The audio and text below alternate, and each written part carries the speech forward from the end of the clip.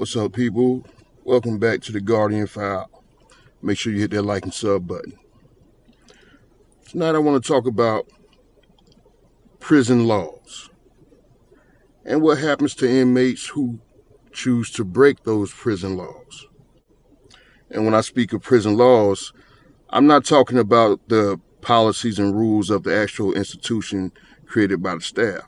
No, I'm speaking of the rules and regulations that were created by other inmates. See, inside a prison, it's like its own separate society. It's crazy because they set things up the same way that a lot of things are on the street. So, these prison laws consist of paying your debts on time, your debts pertaining to gambling, drug use, not getting involved in business that has nothing to do with you or your group that you run with, your card, making sure your paperwork is on hand, the paperwork that consists of your trial and the crime that you actually committed, making sure you don't have crimes that affected women and children or crimes that were done to women and children, making sure your paperwork is showing that you didn't cooperate with the government, also known as snitching. And one of the major things that's frowned upon is stealing from other inmates. I know it may sound crazy that inside a prison, stealing is frowned upon, but that's probably the lowest, aside from a child molester, the lowest type of inmate that you could possibly be, because that's extremely frowned upon.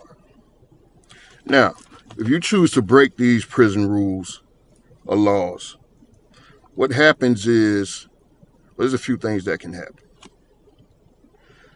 You can be given the opportunity to correct, what you did wrong. If you owe money, go ahead and pay it up, or get somebody else to pay it for you. Don't get involved with other people's stuff. Mind your business. And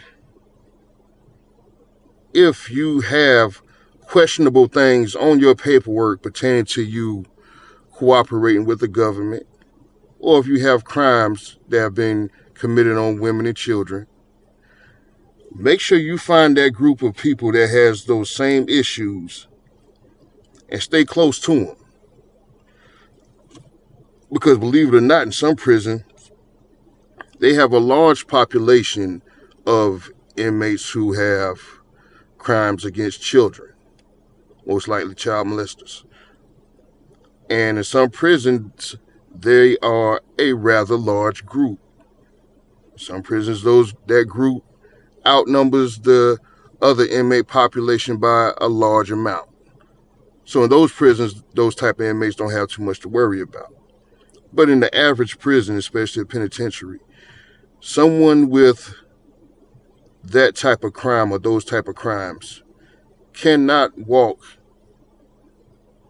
amongst inmates in the general population without having to look over their shoulder. So their best bet is to, quote unquote, check in or send themselves to the door, meaning going to solitary confinement until you're able to be transferred somewhere where you will be able to walk more comfortably in the general population. Or you'll check in until you're able to come up with the funds to pay your debts off. Because if you don't come up with those funds, or if you're not able to write the laws that you broke, then there stands a chance that the best result that you can get is getting your ass whooped. In some prisons, you can be killed for breaking these laws. So they'll give you the opportunity, the other inmates will give you the opportunity to, quote unquote, check yourself in. This means that you're either going to break a prison policy blatantly in front of an officer so they can write an incident report and send you to lockdown, solitary confinement, or the SHU in federal prisons, special housing unit. So you'll stay here until you're able to resolve whatever issue that's had. And somehow you will be notified from someone who's in general population that it's okay for you to come back out. In many cases, it's never okay for you to come back out. So there's a lot of inmates that are still in solitary confinement for months, even sometimes years, until they're able to be transferred somewhere else, because that doesn't just happen overnight. Now, what comes along with breaking the prison rules, the official prison policy and rules, comes with the incident report and most likely losing good time.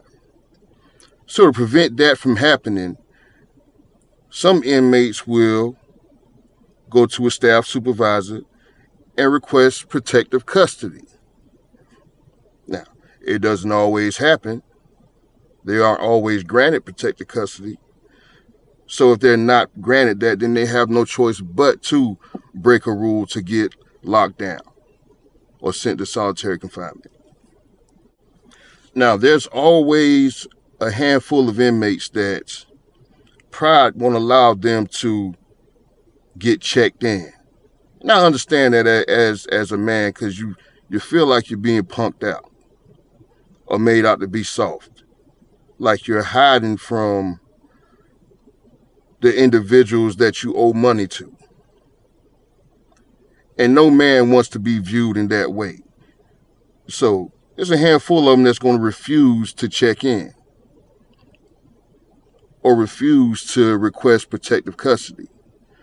So what ends up happening is, okay, that group that you owe the money to or that group that you stole from will send you to solitary confinement, meaning that they're going to jump you and whoop your ass, or they're going to stab you up, whereas you don't have any choice but to leave and be sent to an outside hospital.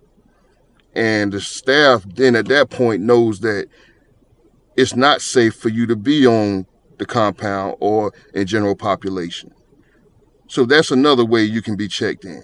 You know, a lot of inmates like to avoid that, so they'll take it upon themselves to break the rules to get locked down or just ask for protective custody.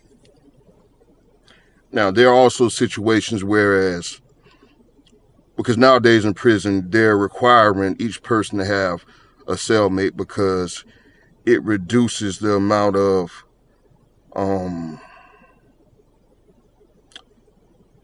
taking yourself out.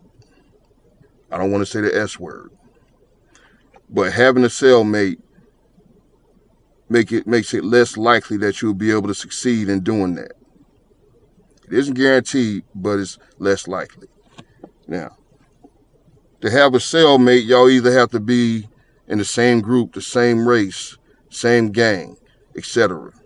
You will rarely see an inmate being able, regardless of whether they're racist or not, be able to see an inmate be able to cell up with a person outside of their race or outside of their gang or group.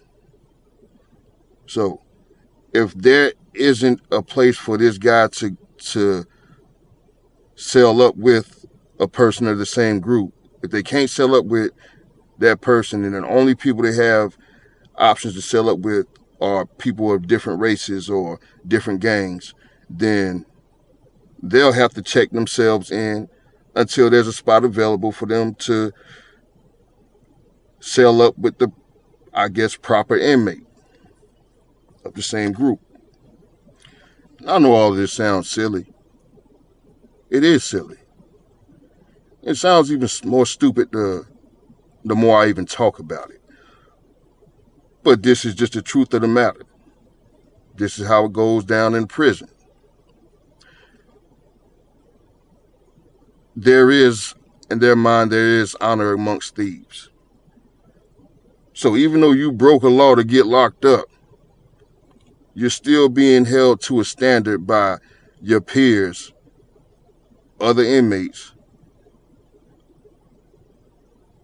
set a standard for you to follow.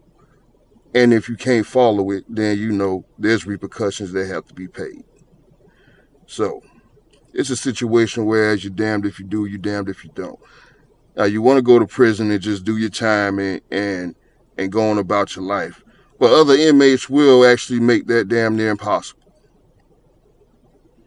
You come into prison not wanting to get involved in any BS such as fighting, extortion, gambling, doing drugs. You just want to stay to yourself.